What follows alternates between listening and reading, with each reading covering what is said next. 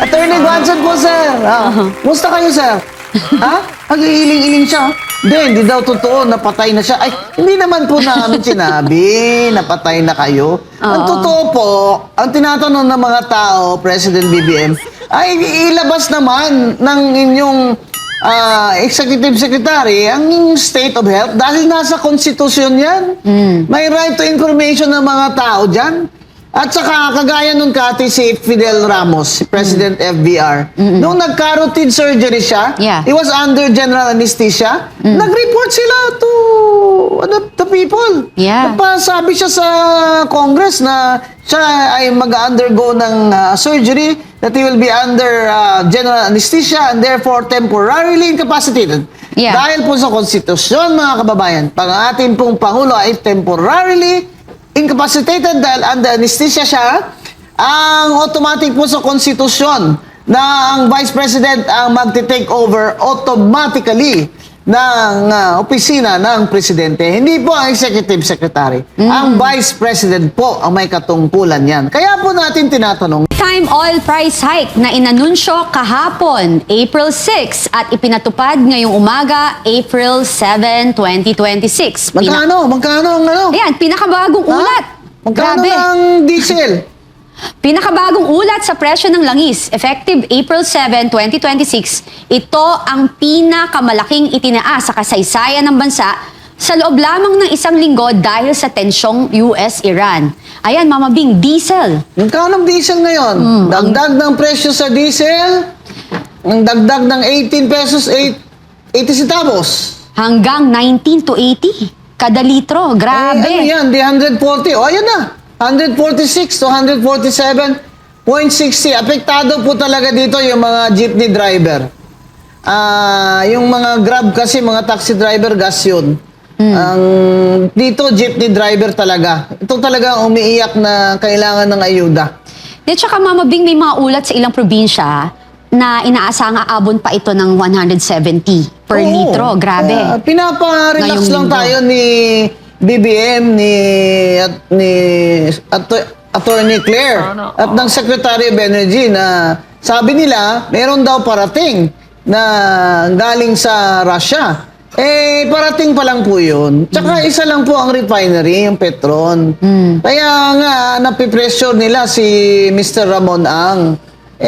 Sabi naman ni Mr. Ramon Ang, kung gustong bilhin naman sa akin ng gobyerno itong Petron, willing naman ako. Ayun, ang sagot niya na hindi daw sila magpa-profit o kikita ng sobrang-sobra. Di ba? Yun ang sabi ni Mr. Ramon Ang ng San Miguel. Dapat po, lahat ng mga negosyante sana, especially ang Kati, yung kanina sumakay ako sa Grab.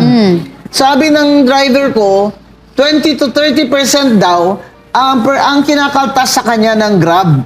So, maawa na lang po kayo sa mga Grab driver, baka naman habang may fuel crisis, kalahati lang po ang kunin yung porsyento sa kumpanya ng Grab. Oo nga, grabe yung dagdag na presyo ngayon, mga kababayan. Plus 4 pesos 90 centavos hanggang 5 pesos 90 centavos kada litro. Grabe. Wala na ako sumasakay na nga lang ako ng Grab Pero dati na ako sumasakay kasi gusto ko, may kausap ako. Alam niyo naman ako, gusto ko lagi ako may kausap na tao. Kawawa nga pati raw yung mga yung mga jeepney drivers are really having a hard time right now. Neto nila, 200 to 300 pesos na lang isang araw. Itong Grab driver ko kanina, Kati, ang kita daw niya sa 18 hours niya pasada 500 pesos na lang ang neto niya. Wow, magkano po ang bigas ngayon, Kati? Diba 60 plus or 67? 60. Pinakababa yung 60. So, sa kita niyang 500, in a family of 4, 3 kilong bigas na po kailangan bawat araw dyan. 67 ang mahal. Ang 60 yung average price. Minimum wage, 600, sabihin na natin. Minimum wage, 600. Ang kita ng tax Grab driver neto, net niya. Kanina sabi niya sa akin, 500. Kaya maghanap na po siya ng ibang trabaho. Grabe. Yan ang problema sa atin ngayon, Mama Bing. Kasi lahat ng presyo ng bilihin, bayad sa kuryente, bayad sa lahat ng bills natin tumataas. Pero ang kinikita ng mamamayang Pilipino, hindi umaangat. Oo, lalo na. Diba? To stop the inflation, diba? bilis ng taas ng bilihin, siyempre, hindi sila papayag na tataas ang sweldo. Di ba? Grabe, Kaya no? ang mungkahi ko nga, Kati, sa totoo lang ha, total ninakaw lang din nilang taxes natin, ang mungkahi ko. Those earning below 1 million, huwag na pabayarin ng income tax. Ang mungkahi ni Senator Amy Marcos, below 500,000. Yung sa akin, pero hindi po ako senador ha. Ano lang ako. Siyempre, tayo naman ay may sariling opinion at analysis. Below 1 million sana, wag nang kolektahin ng BIR ngayon. Parang tax relief, di ba? Oh, yan ang sinasabi ko. Tsaka hindi na yan kailangan ng batas, mag-tax relief na lang kayo dyan. Ibig sabihin na ang BIR ay pwede naman magmungkahin yan sa ating presidente. Kung may presidente pa, siya na pala presidente. Ewan ko, hindi nga bumati ng Easter Sunday. Ba, Diba? Happy Easter! BBM! Oy, si BBM mga nag-greet sa akin. Hello, sir!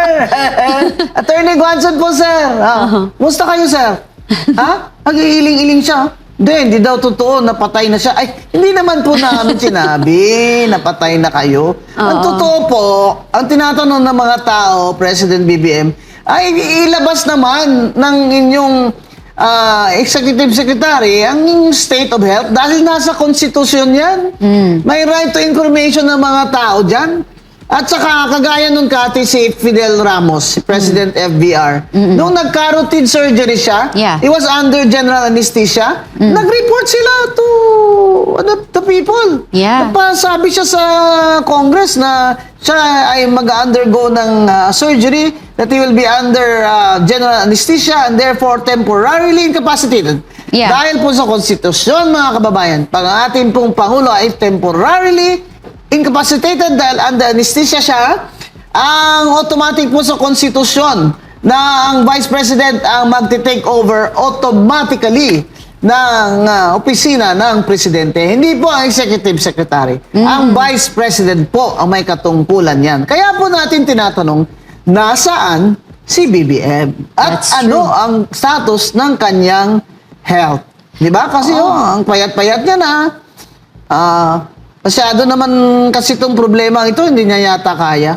Hindi niya yata kaya itong problemang ito. At saka hindi kasi pwede, kombing na palagi na lang na ang magsasalita is yung kanyang spokesperson na ang sasagot lang sa atin palagi is nasa mabuti siyang kalagayan.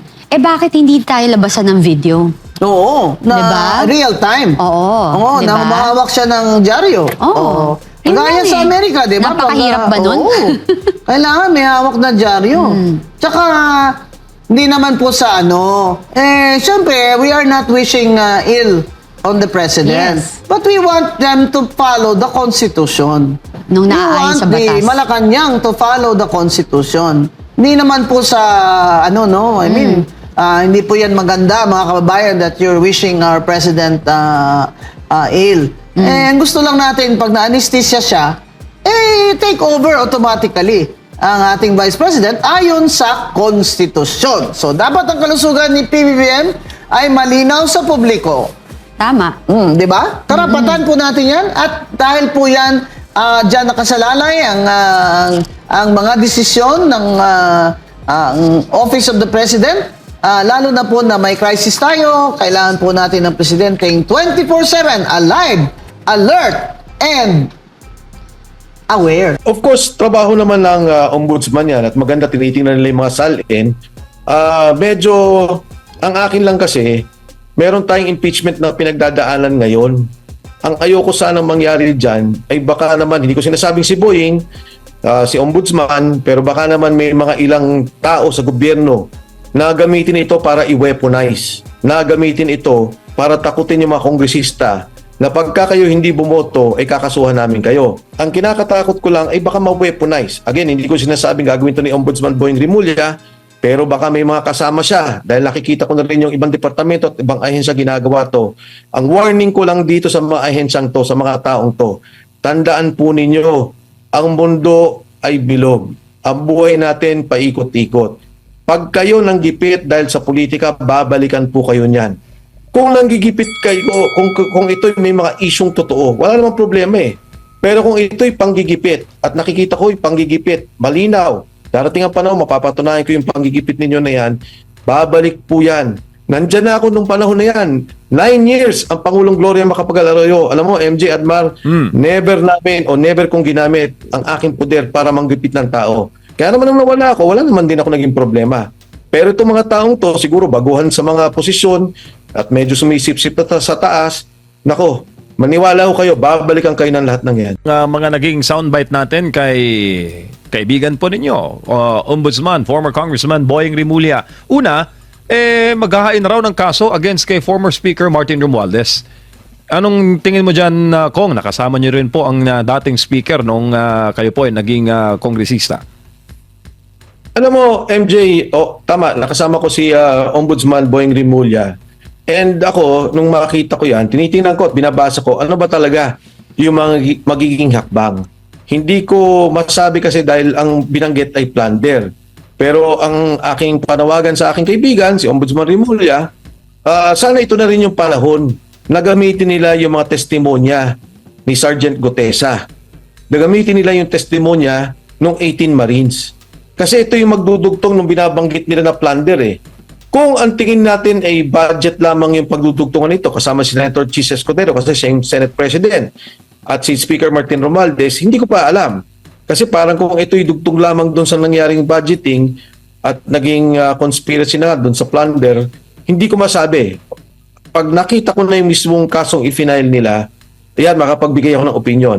Pero ang aking panawagan sa kanya, kay Ombudsman Rimulya, narinig naman niya si Sergeant Gutesa. Malinaw yung sinabi, nagdi-deliver ng pera kay Speaker Martin Romualdez. Malinaw yung binanggit na mga maleta, dinadala dun sa kanyang bahay at pagkatapos ay i-deliver sa mga bahay ni Speaker Martin Romualdez. Meron siyang ledger, si Saldico, tungkol dito na maaaring gamitin bilang ebidensya at mapatunayan na talagang aktual. Kasi hindi naman itong kanilang Sergeant Gutesa at itong sa 18 Marines, hindi hearsay ito. Hindi to kwento. Aktual na nakita ng mga tao nag-deliver sila ng pera at kung idudugtong mo to doon sa ebidensyang pinanghahawakan ni Saldico, malinaw. Napakalinaw. At kung ito'y idudugtong na din natin doon sa mga binanggit ni Saldico, doon sa budget at kung paano yung pag-aayos sa mga flood control, napakalinaw na talagang mabubuo nila yung kaso ng plunder. Mabubuo nila yung kaso ng delivery. Pagdating kay Senator Chis Escudero, hindi ko rin masabi yan kasi ang nagsabi naman nag-deliver ay si Undersecretary Bernardo. So ibang level sa akin yan. Hindi ko alam masyado kung ano talaga yung pinanghahawakan ni Undersecretary Bernardo at kung anong ebidensyang hawak niya. Pero tama rin naman yun dahil parang may personal knowledge siya. O hindi parang, meron talaga. Nasabi niya may pinag-delivery ng tao. Pero sa lahat ng mga to, katulad na banggit at uulitin ko, kung talagang seryoso ang kaso kay Speaker Martin Romualdez, gamitin lang nila yung kay Sergeant Gutesa, gamitin nila dun sa 18 Marines. Dahil yun ang magdudugtong kay Saldico na talagang yung pera na ninakaw at sinasabi lang si Saldico nagnakaw. Ito ang mga nag-deliver at nag-deliver ng pera sa bahay ni Speaker Martin Romualdez.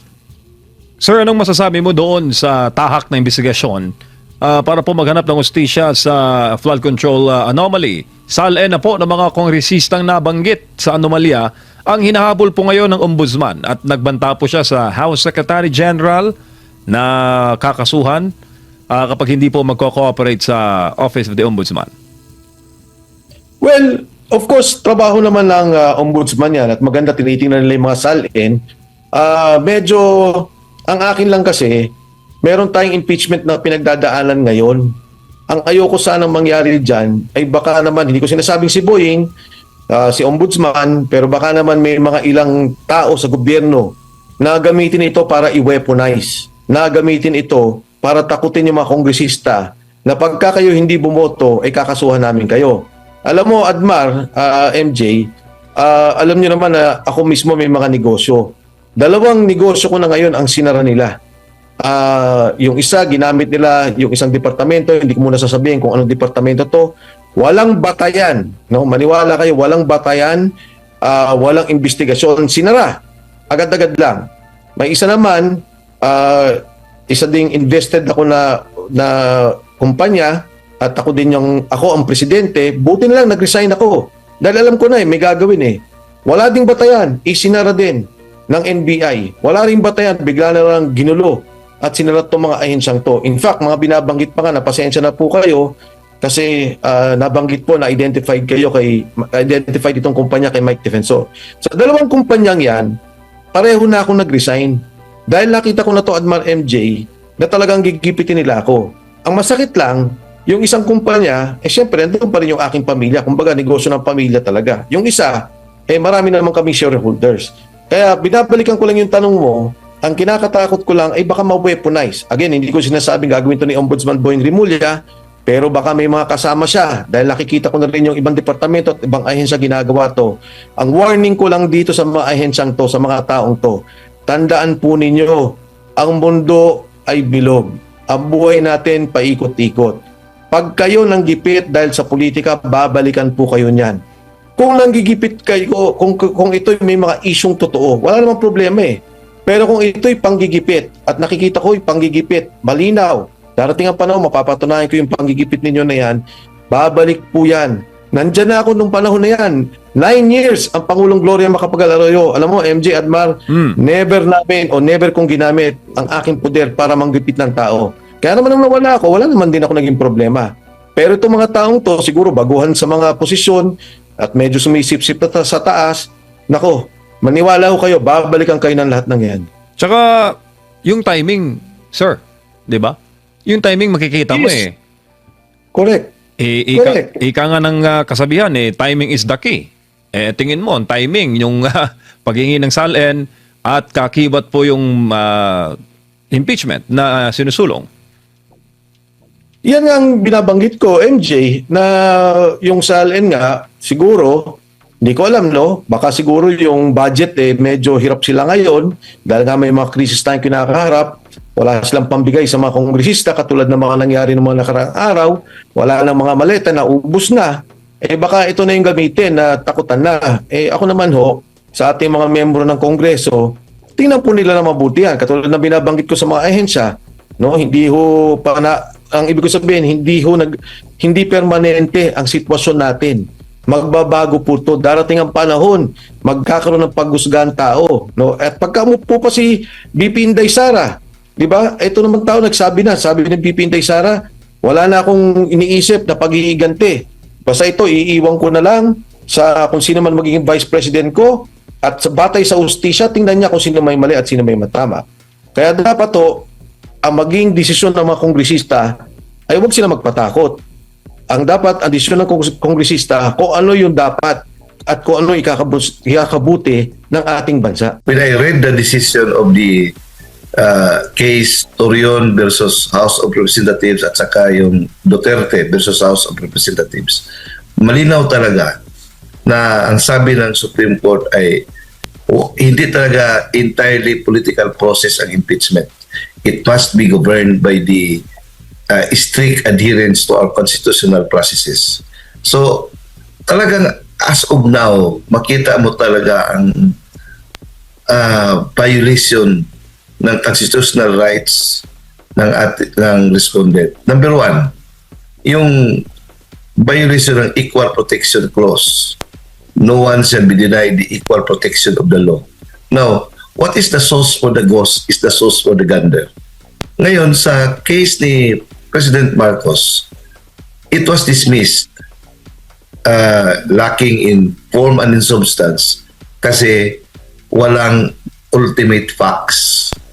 So, walang ebidensya. Yan ang kanilang yardstick. But in the case of Vice President Sara Duterte, walang ultimate facts, lahat ng allegations lang, walang ebidensya, and yet they found sufficiency in substance. Diyan pa lang, meron ng violation. Pangalawa, nakita ko, diyan sa nawala na yung presumption of innocence.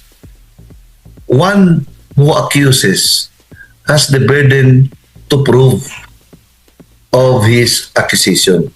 Normal yan Yung onus probandi, nandoon yan sa nag-akusa. Ngayon, ang ginawa nila, ang inaakusahan, ngayon na siya na ang parang may responsibility, mayroong obligation to prove her or his innocence, which is not consistent to the principle of fair play at sa presumption of innocence. May narinig naman ako na yung defense team ni Vice President Sara Duterte cannot cross-examine the witnesses of the prosecution at saka yung mga complainants. Violation na ng due process. Lahat ng mga rights under the Constitution na sabi ng Supreme Court must be observed ay talagang they are ignoring it, they are denying it to the Vice President. Pero ang masakit dito, Admar, while other parliaments in other countries or lawmaking bodies na doon are busy finding solutions to this crisis brought about by the war of US versus Iran, our House of Representatives and the Senate are busy decimating and destroying Vice President Sara Duterte. Ano ba ito? We are supposed to have a House of Representatives who will look at the welfare of the people na at this time are facing grave economic crisis. And yet, hindi na priority yan. They are prioritizing a very politically motivated partisan na agenda. And lahat ng gagawin nila, even violating, trampling down rights of the respondent enshrined in the Constitution. So talagang nakakasuka talaga ito. Very, very hindi man lang disappointing but talagang condemning to the highest degree. Admar. Opo. And mayroong mga paunang, lalo na yung udang liderato po ng Kamara, nababanggit at pinapangalandakan nila na yung mga representative doon, kumbaga automatic na nagiging tinig or boses ng taong bayan. So kapag mayroon daw inihain dyan, automatic daw na sila nagre-represent sa taong bayan po, attorney. Paano naman po ma-differentiate sa tingin nyo po kung sila ba ay sumusunod sa tinig, sa kanila mag-uumpisa yung impeachment sa pagpapanagot po sa mga tiwaling opisyal. Pero paano naman po malalaman kung ang ito pong ginagawa nila ay boses or sila talaga ay nagre-represent sa kanilang mga constituents at hindi sa personal na interest po, attorney? Malinaw yan, Admar. Malinaw yan sa sikat ng araw. They are not basing their stance from the pulse or yung sentiments ng kanilang mga constituents. Ang kanilang motivation ay personal interest at saka yung personal preservation kasi alam nila na they have committed sins, they have committed betrayal to the Filipino people, to their constituents, kasi karamihan sa kanila ay they enjoyed the loot na nangyari sa ating kabanang bayan. They are the recipients. Alam naman talaga yan, balitang-balita yan Karamihan sa kanila ay recipients of the malita. So they are afraid na the moment Sara becomes president, they will be talagang held accountable. So at this time, it's no longer about the voice of the people, it's all about their survival as not only as a leader, but survival sa kanilang kaso na haharapin the moment Sara Duterte becomes president. Opo. Kasi they committed sins against the Filipino people. Kaugnay po nito, attorney, na pag-uusapan natin, nakikita nyo po ba na hindi talaga lubusang uusad po or nakikita nila na pahirapan ang pag-usad nitong impeachment? Kaya ang gagawin na lang nila, lulubos-lubosin nila yung panahon, nababanggit nga nila na meron daw silang mini trial, no? Na gagawin dyan po sa Kamara is para either maisulong yung kanilang sariling interes, hindi talaga for accountability kasi nabanggit nyo nga parang hindi patas yung treatment sa mga impeachment laban kay Marcos Jr. at dito po kay VP Sara. Doon na lang nila ibubuhos for the purpose na magkaroon ng masira ang pangalan ng pangalawang Pangulo po, attorney? Actually, Almar, ang kanilang pinaka-ultimate objective na ma-convict si BP Sara doon sa Senate, which at this time is an uphill climb. But yung pinaka-short term nila na target, yung sinasabi mini trial, is to destroy, to blacken, to demonize the Vice President, to create a narrative. Kahit pa yung narrative na yan ay comical, pero basta lang makakreate ng narrative. Like for example, kay Madriaga, ano bang talagang nobody in his right mind, objective mind, would give credence to that very incredible testimony coming from a detained person diyan sa Bilibid. Kung nabilibid ka, sabi ba ni Secretary ni Congressman Puno, sabi niya, I used to become the DILG Secretary.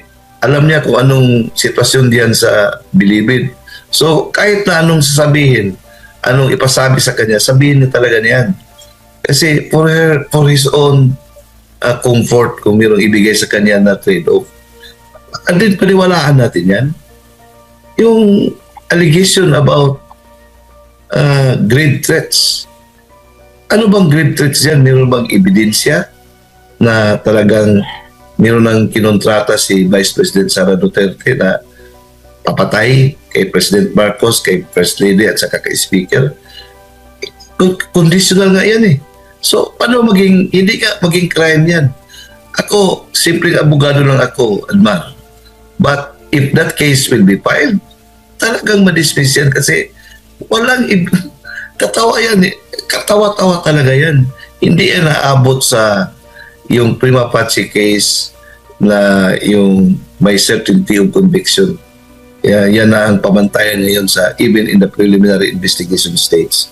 Kung objective lang ang prosecutor, talagang diyan pala ng level, dismiss na yan. So, pangatlo, yung confidential funds. Meron bang ebidensya na nagsabi na ang funds ay landed into the pockets of the Vice President? Kahit nga, assuming merong discrepancy sa paggamit ng funds, the ultimate penalty of this allowance is restitution. So, paano yan maging impeachable offense?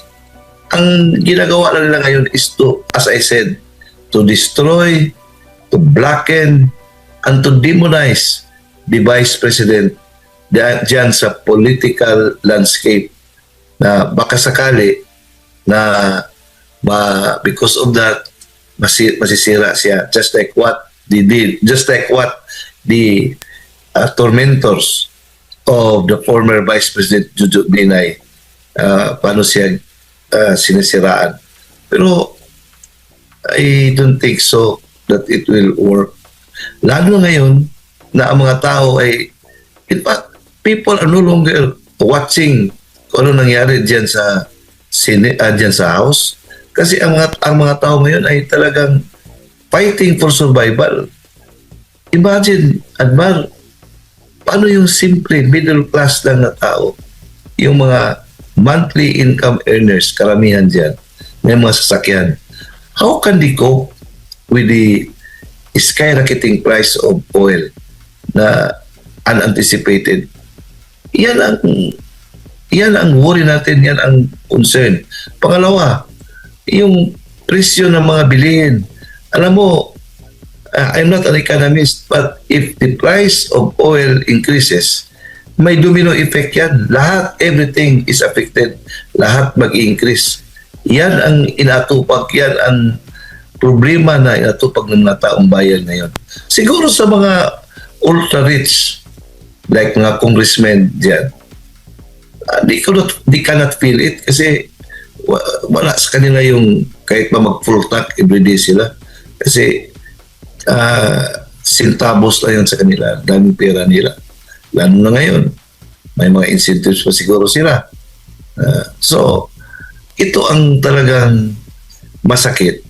Dahil they are not doing their job, pero sige, gawin nila yan, but I don't think so that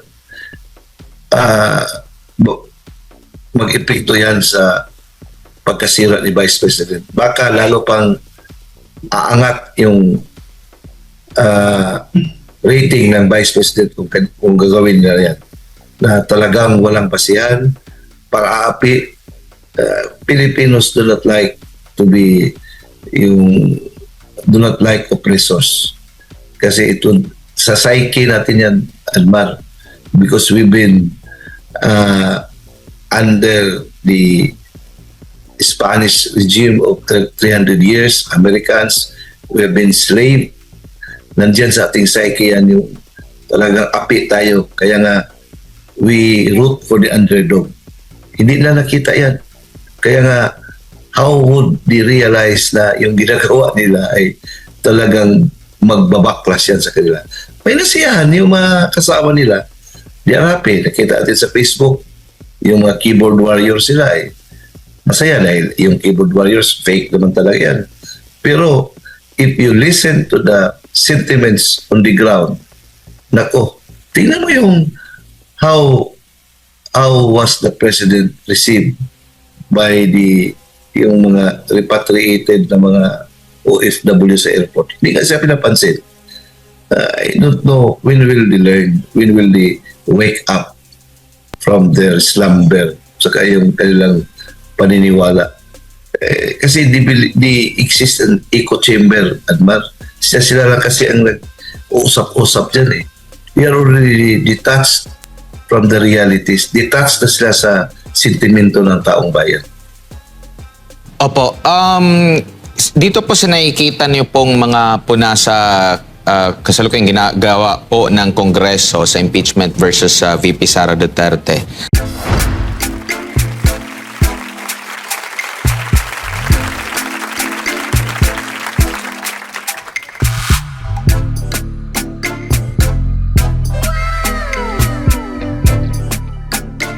The next performance will start momentarily.